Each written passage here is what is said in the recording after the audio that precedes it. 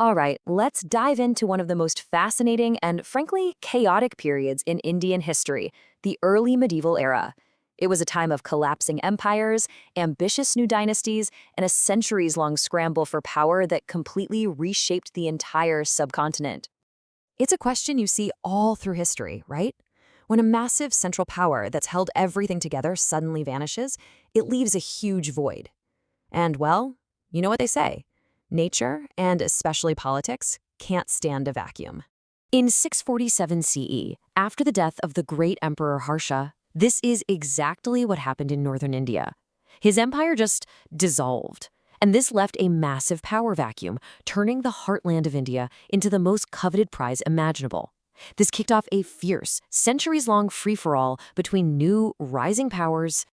And at the very center of this epic struggle was one city. A city that wasn't just some random piece of land, it was a symbol. The city of Kannauj. The thinking was simple. If you control Kannauj, you control North India, period. So why was everyone so obsessed with this one city? Well, it had the whole package. First off, prestige. It was Harsha's old capital, a huge symbol of imperial power. Second, location, location, location. It sat right in the middle of the incredibly fertile land between the Ganges and Yamuna rivers. And third, money. It was a critical economic hub connected to the Silk Route.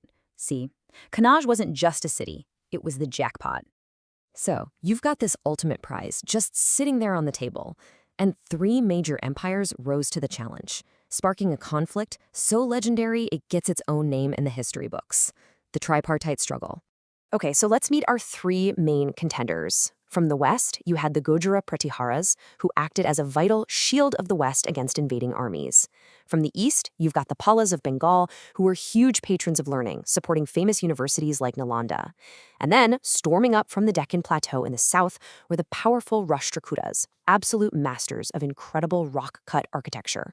And you can just see the back-and-forth chaos of this whole thing. First, the Pratiharas take Kannauj, but then the Rashtrakutas sweep in and beat everybody. Then the Pratiharas managed to claw it back under their greatest king, Mihira Bhoja, only for the Rashtrakutas to come back and completely sack the city. For almost 200 years, it was a constant tug of war. No one could hold on for long. But here's the thing.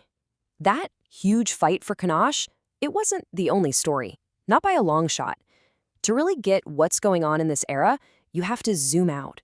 The entire subcontinent was buzzing with ambition, with powerful new kingdoms popping up everywhere. So while those big three were locked in this epic struggle for the north, a whole host of other dynasties were busy making their own mark, carving out their own empires, their own unique cultures, and their own incredible legacies. It was just an age of amazing political diversity. If you went down into the Deccan, south of the Rashtrakutas, it was another battle royale.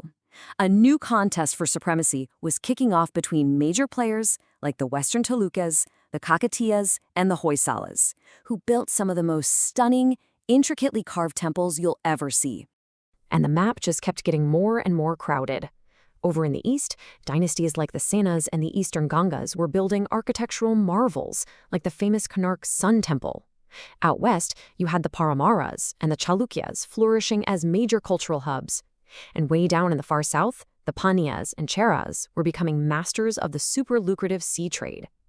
The whole subcontinent was this incredible patchwork of power and ambition. But among all these rising stars, one dynasty achieved a level of dominance that really set them apart from the rest, especially on the water. I'm talking, of course, about the imperial Cholas. The Cholas were true masters of maritime power. From their home base in southern India, they built this massive navy that didn't just patrol the coastlines. No, it projected Chola power all the way to Sri Lanka, the Maldives, and right across the Bay of Bengal into Southeast Asia. Just think about that for a second. The Chola Lake. That wasn't just some boastful nickname. For a while, it was basically reality. Their navy had such a stranglehold on one of the world's major trade arteries that an entire sea was pretty much their private territory. It's incredible.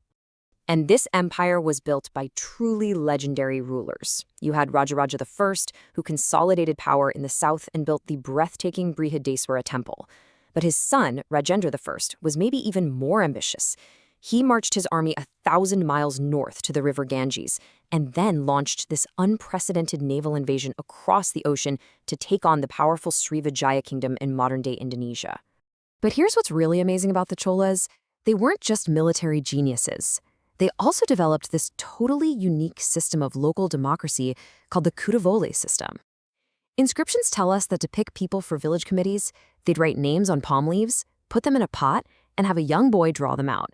It was essentially a lottery for public office to make sure things were fair. I mean, talk about being ahead of your time. But you know how these stories go. All great empires, all these epic struggles, they eventually have to come to an end.